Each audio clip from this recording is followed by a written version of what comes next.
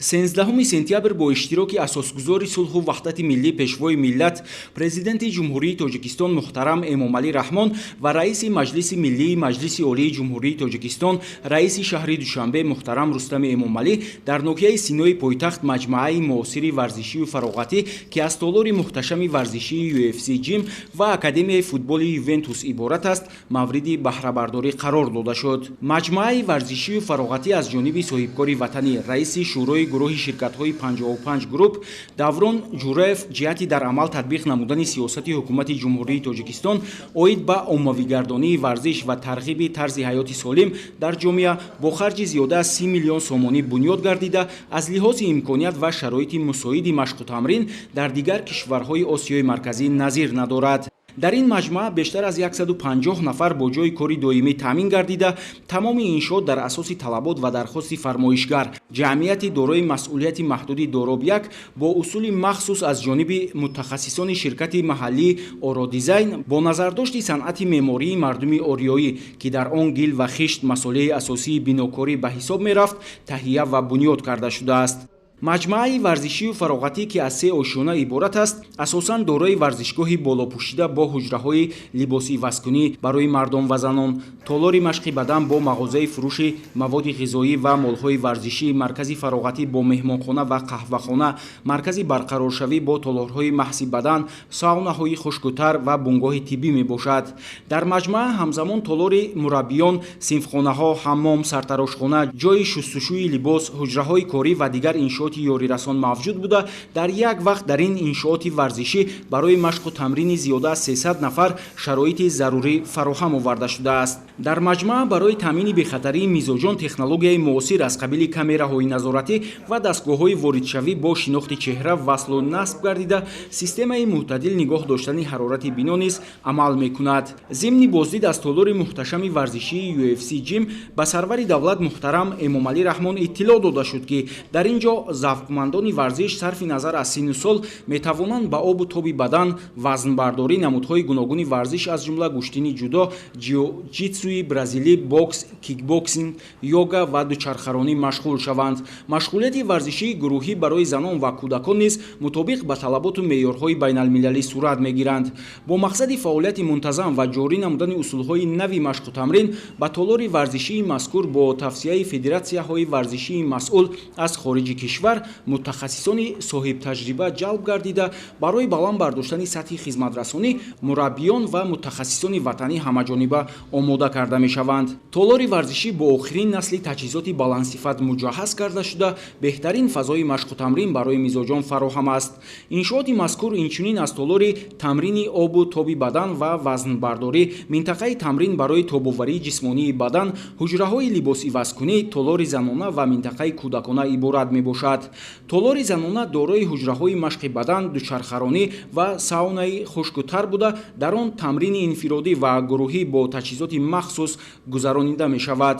минтақаи кӯдакона бо назардошти бехатарии саломатӣ пурра бо гилеми варзишии мулоим рӯйпӯш карда шуда, дар он кӯдакон ба намудҳои гуногуни варзиши худмуҳофизатӣ машғул мегарданд. 70% барномаҳои толори варзишӣ ба машқи бадан ва вазнпартоӣ равона гардидааст. маврид ба таъкид аст, ки шабакаи толорҳои варзишии амрикоии UFC Gym соли 2009 таъсис ёфта бо суръат рушд мекунад ва айни замон дар 32 кишвари дунё зиёда аз 150 толори расмии худро дорад. толори варзишӣ лоиҳаи иқтисодии тиҷоратӣ буда, ширкати Дороб-1 соли 2019 ҳуқуқи истифодабарӣ ва фурӯши бренди мазкурро дар Осиёи марказӣ ба даст овардааст. ҳамин тавр ширкат азм дорад, ки ташкил ва фурӯши ҳамин франшизаро дар Қазоқистон ва Узбекистон ба роҳ монад.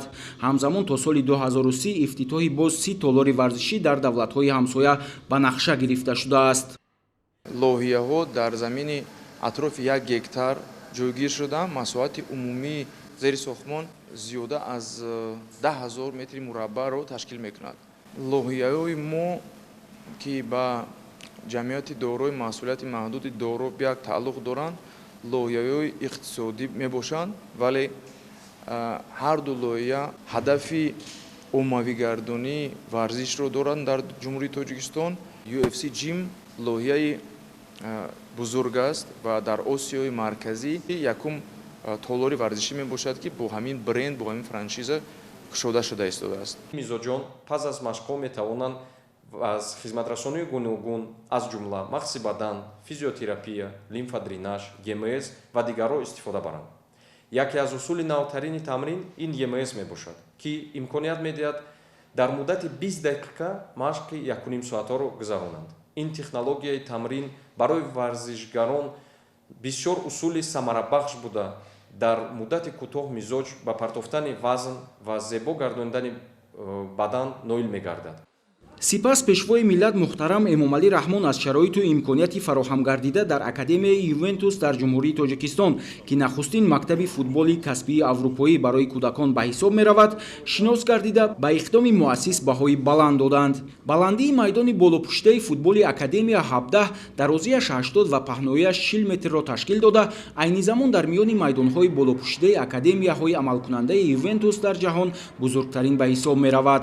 ҳамзамон дар дохили майдон монитори калон бо баландии 14 метр ва дарозии 7 метр насб гардида дар он рафти тамринҳо ба таври мустақим пахш мегарданд. системаи равшанидиҳӣ ва мӯътадил нигоҳ доштани ҳарорати майдон ба стандартҳои сохтмонии Федератсияи байналмилалии футбол ҷавобгӯ мебошад. ин нахустин тарҳе мебошад ки васеъгиаш 40 метр буда бидуни сутун сохта шудааст. бояд қайд намуд ки майдони футбол аз сабзаи сунъии насли сеюм омода гардида он аз ширкати байналмилалии Сисиграс ки дорои сертификати сифати фифа мебошад харидорӣ шудааст. ҷиҳати дар ҳолати хуб нигоҳ доштани сабзаи майдони футбол техникаи зарурӣ харидорӣ шуда ҳар рӯз пас аз тамринҳо майдон дубора барқарор карда мешавад. дар ин ҷо имконияти ба 2, 3 ва 4 қисм ҷудо кардани майдон фароҳам буда дар як вақт 4 гурӯҳ таълимгирандагон зери назорати мураббиёни пуртаҷрибаи ватанӣ ва хориҷӣ метавонанд ба машқу тамрин машғул шаванд.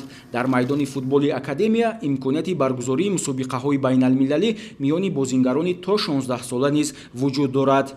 вақти таълим ва тамрини кӯдакону наврасони аз синни 5 то 16 сола оид ба футбол тибқи методологияи ювентус таваҷҷӯҳ ба қобилияти тактикиву техникии усули бозӣ, паҳлӯҳои варзишӣ, равонӣ ва ба рушди ҳамаҷонибаи бозингарон равона мешавад. тибқи қарори роҳбарияти лоиҳа дар ҳар як гурӯҳ 2 ҷой барои кӯдакон аз оилаҳои ниёзманд ҷудо шудаанд ки бо тавсияи мураббиён ва гузаштан аз санҷиш ба тамринҳо ҷалб мешаванд. усули академияи ювентус ҳам таълим ва ҳам рушди малакаҳои футбол ва омӯзиши тарбиявиро дар бар мегирад.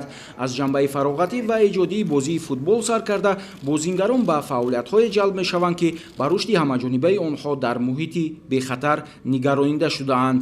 инчунин ғайр аз тамрин дар майдон барои таълимгирандагони академия дарсҳои назариявӣ оид ба тактика ва дигар паҳлӯҳои футбол дар синфхонаҳои махсус ба роҳ монда мешаванд. бо тавсияи мураббиён ҷиҳати таҳлили машғулият дар дарсҳои назариявӣ тамоми тамринҳои кӯдакону наврасон бо камераҳои мушоҳидавӣ сабт мегардад.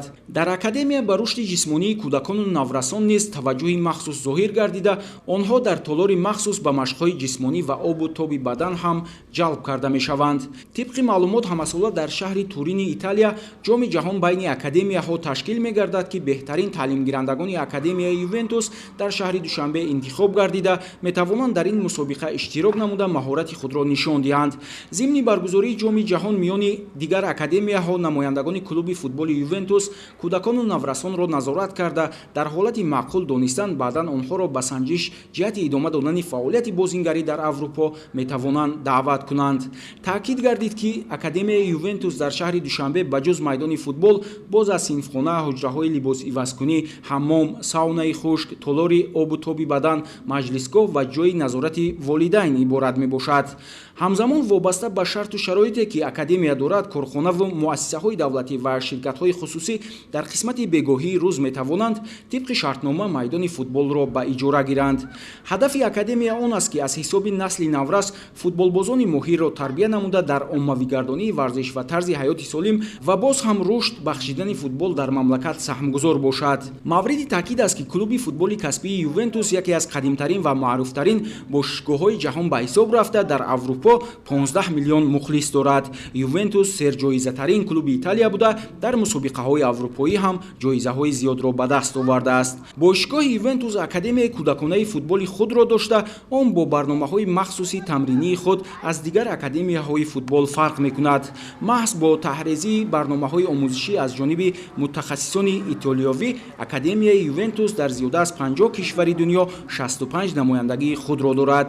пешвои миллат муҳтарам Эмомалӣ Раҳмон зимни суҳбати озоду самимӣ бо футболбозони навраси пойтахт изҳор доштанд, ки аз чунин шароити мусоид ҳамаҷониба истифода намуда бештар ба машқу тамрин машғул шаванд ва дар мусобиқаҳои сатҳи байналмилалӣ номбардори давлату миллати хеш бошанд. طولی 6 ماه اخیری که من در دوشنبه هستم منتظرم نبودم که چنین کودکانی توجیک سطح بازیشان این گونه بلند است و آن شرایطی که اکادمیای یوونتوس در دوشنبه فراهم آورده است باور دارم که بر رشد فوتبال در کشور سهم خواهد گذاشت و در آینده نزدیک ما فوتبالبازان توجیک را در دسته‌های اروپایی خواهیم دید. Couple of years we're going to see a lot of Tajik name in the European League. устодомон барои ҳар як кас аҳамият медиҳанд ва машқҳои муҳим ба футбол ёд медиҳанд.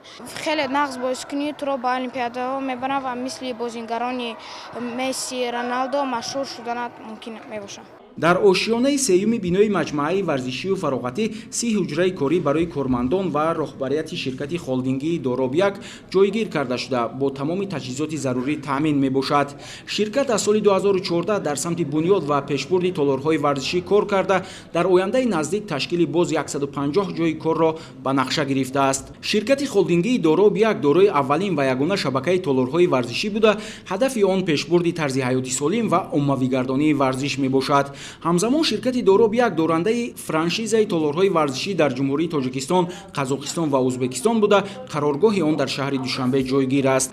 бояд қайд кард, ки ширкати мо дорои франшизаи UFC Gym дар тамоми Осиёи марказӣ мебошад ва мо ният дорем тибқи уҳдадориҳои худ дар назди дорандаи франшиза, ки то соли 2030 мо дар минтақа ҳаракат мекунем бо ҷалби соҳибкории давлатҳои Ӯзбекистон ва Қазоқистон зиёда аз 30 варзишгоҳро ба истифода спорем.